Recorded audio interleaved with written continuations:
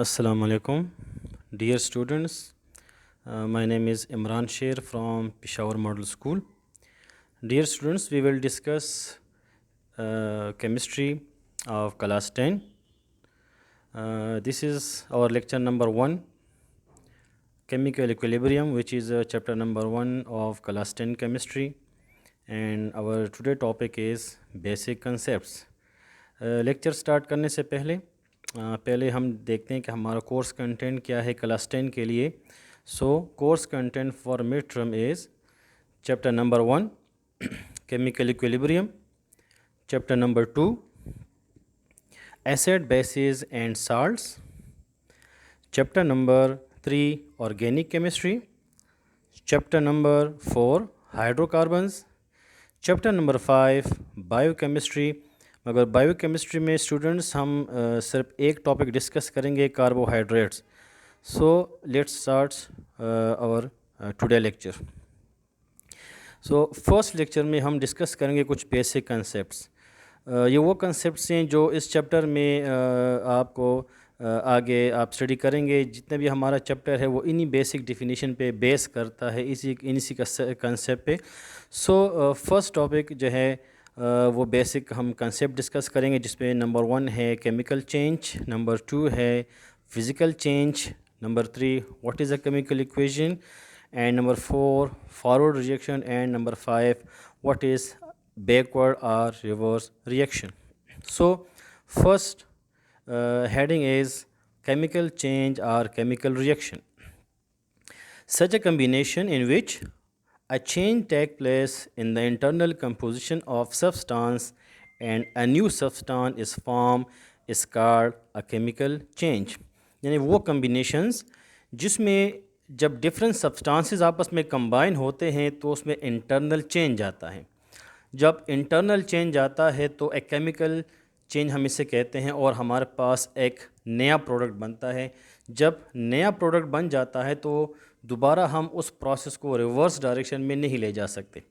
सो chemical change ऐसा change होता है जिसमें हमारे पास सब्सटेंसेस के या जो एलिमेंट्स हैं या कंपाउंड हैं, जो भी हमारे पास सब्सटेंस है, उनके इंटरनल स्ट्रक्चर चेंज हो जाते हैं, उनकी कंपोजिशन चेंज हो जाती है और एक नया प्रोडक्ट हमारे पास बनता है. इसे हम कहते हैं chemical change. And a chemical change cannot be reversed by any physical method easily. For example, formation of NaCl, burning of oats, rusting of iron. These examples are of chemical change. Second is, what is a physical change? Such a combination in which a change takes place in the physical state of matter is called a physical change. Physical change हमारे पास वो change होता है जिसमें कोई internal structure में या internal composition में change नहीं आता. ये जो कम्बिनेशंस होते हैं, these combination involves only change in a physical state. For example, daily life example हम लेते हैं वाटर. अब वाटर में हमारे पास तीनों स्टेट्स मौजूद हैं. For example, waters can be change from solid into liquid, and liquid water can be changed into gas. Similarly, gaseous water, it means vapors, can be changed into liquid state, and liquid water can be changed into solid state. It means ice. Ice is the form of solid of water. So these changes occur only in physical state.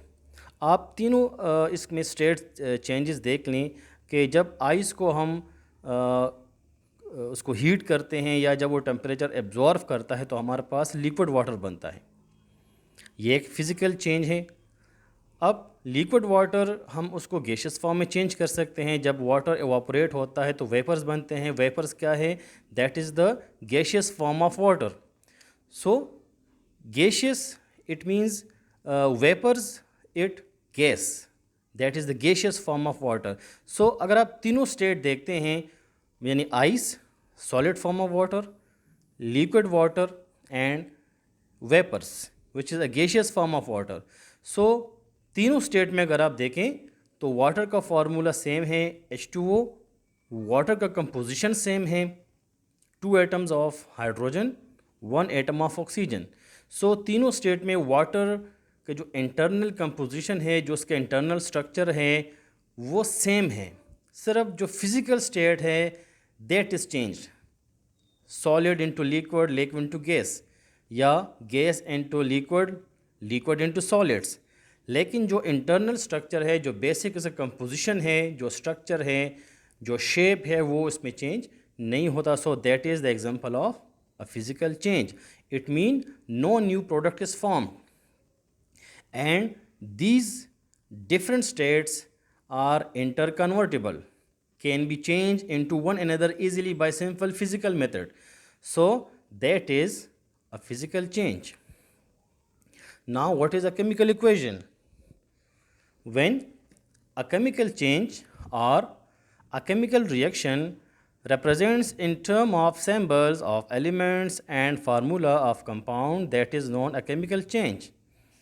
For example, हमारे पास एक chemical change है, chemical reaction है जिसमें nitrogen reaction करता है hydrogen के साथ and हमारे पास बनता है अमोनिया 2NH3। तो अगर नाइट्रोजन की जगह हम N2 लिख दें, हाइड्रोजन की जगह H लिख दें और अमोनिया की जगह NH3 लिख दें, सो that is a chemical equation. जब कोई केमिकल चेंज आता है उसमें सब्सटेंसेस होंगे, एलिमेंट्स होंगे, कंपाउंड्स होंगे, तो एलिमेंट्स को आप सिंबल्स में लिख दें, कंपाउंड्स का फार्मूला लिख दें। सो जब किसी केमिकल चेंज को आप in term of symbol and formula represent करते हैं, so that is a chemical equation. Next, forward reaction and backward reaction. What is a forward reaction? Forward reaction is that reaction which proceeds from left to right. वो reactions जिसमें different substances reaction करते हैं और products बनाते हैं, मगर वो reactions from left to right proceed होता है, from left to right. What is the backward reaction? वो reaction, the reaction which take place from right to left is called backward और रिवर्स रिएक्शन। है वो रिएक्शन जिसमें product दोबारा break down होता है और हमारे पास रिएक्टेंट्स बनते हैं और वो राइट टू लेफ्ट उसका डायरेक्शन होगा। सो that is a backward reaction. For example, when SO2 react with O2, 2SO3 is formed. That is a forward reaction. If SO3 decompose again, it form SO2 and O2. It means sulfur dioxide and oxygen. So that is a reverse reaction. तो अगर आप first reaction देखें तो उसमें जो arrow use हुआ है उसका direction from left to right है। इट मीन SO2 रिएक्शन करेगा, O2 बनाएगा, SO2 रिएक्शन करेगा O2 से एंड SO3 बनाएगा। That is a forward reaction. अगर यही प्रोडक्ट यानी सल्फर ट्राईऑक्साइड SO3 दोबारा डिकम्पोज हो जाए तो हमारे पास बनता है sulphur dioxide plus oxygen gas. तो अगर आप सेकंड रिएक्शन में एरो का डायरेक्शन देखें, so that is from right to left. So the second reaction is reverse reaction. So this is our lecture number 1. Thank you so much.